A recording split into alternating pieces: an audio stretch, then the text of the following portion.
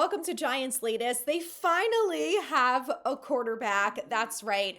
Over the weekend, in case you missed it, the Giants signed veteran quarterback Jameis Winston to a 2-year, $8 million deal. Now, I know that this obviously means that he's probably going to be a backup based on that kind of money. But what I want to talk through in this show today is just about the Giants quarterback situation, because I think that signing Winston, especially to this deal, means that they have some other things in the fire and that they are obviously not done with the quarterback position. So let's talk through it. Let's start with the contract and what that means for Jameis. So, yes, he signed a 2-year, $8 million deal, but it's worth up to $16 million with incentives.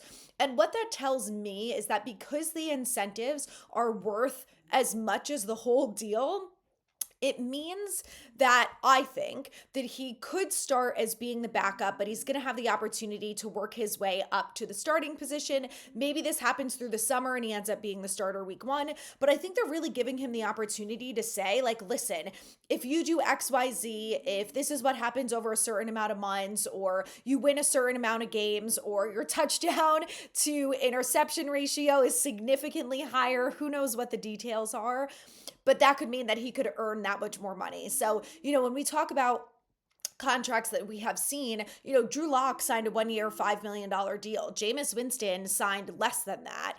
They even signed Tyrod Taylor to something similar along the lines of what Jameis signed. So I find that very interesting. I think that the way we can look at it is $4 million a year on average. That is backup quarterback money. So the question now is, if he's the backup, then who is going to be the starter? And I just saw a tweet today that really just frustrated me.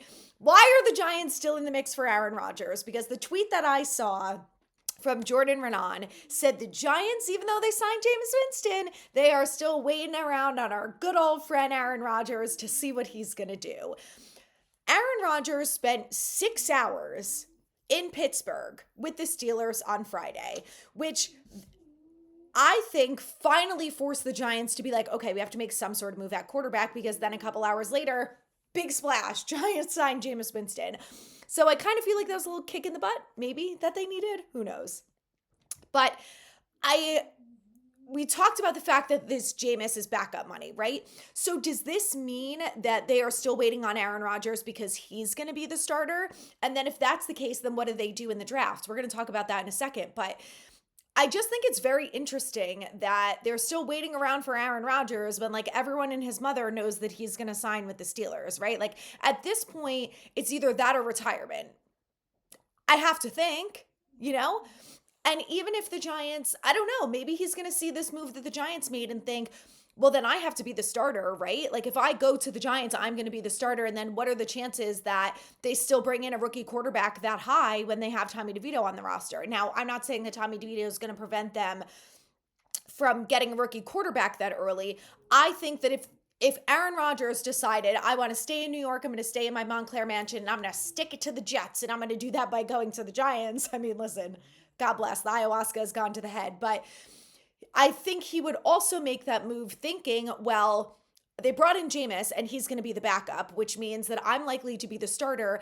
And there's going to be some conversation around if they can't get Ward or Sanders at 3, which as the days goes on, it's looking more and more possible, then he's the starter for the year. And if he gets injured, then it's Jameis Winston time. So I think that's fascinating. I also think it's really interesting that Russ Wilson hasn't signed anywhere yet. Could he still be in the mix? I think there is very much that could still be a possibility, and can you just imagine this summer if it's Russ Wilson and Jameis Winston battling it out for the starting role and Tommy DeVito is the third string?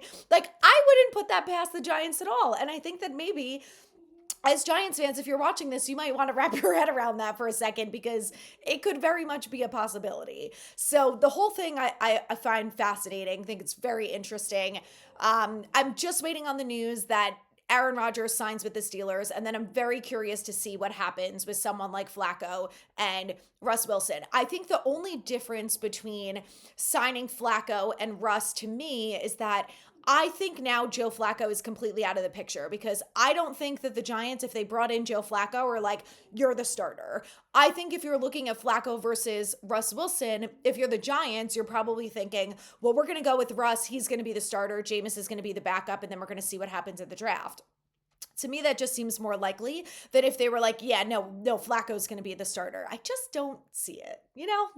Based on the last couple years, Flacco has looked pretty good for his age, don't get me wrong, but I just don't see the Giants going after that for their plan. I think the history with Russ Wilson, the idea that they have that he brought him in, and was this close to being a starter last year, I think that this is the year that they would really like guarantee him that starting position, even with the signing of Jameis. So that's what I'm thinking. Let me know if you guys think there's any possibility of that happening. I think that they obviously have to weigh all options right now, and they really have to do that because what is going to happen if they can't get a rookie quarterback at 1 or 2? And I know we've talked about this a little bit recently, but I don't really think that Jameis Winston, the signing of him, affects the quarterback situation in the draft.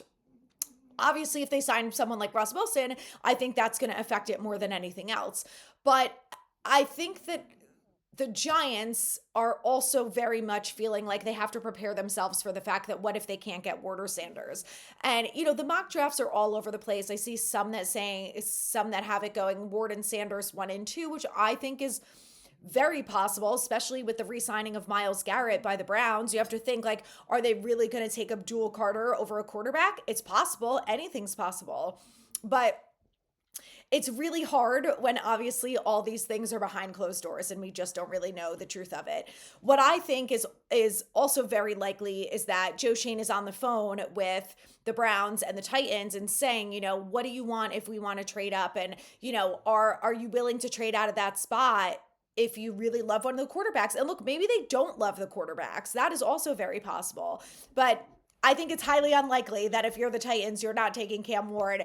And I think the Browns, there's a very good chance that they're taking Sanders. So I think the only thing that would make a difference to me is if they sign Rodgers. I think if the Giants go ahead and sign Rodgers, it means to me that they are feeling like at 3, they're not getting a quarterback and they're going to have to go best player available there, which just still puts them in a very good position.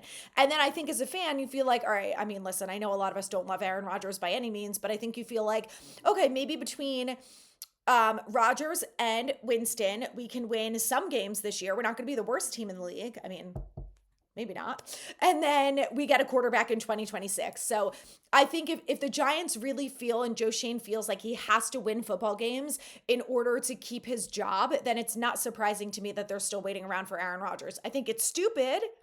And I don't think that Rodgers is going to come in and be the savior and win this team 10 games.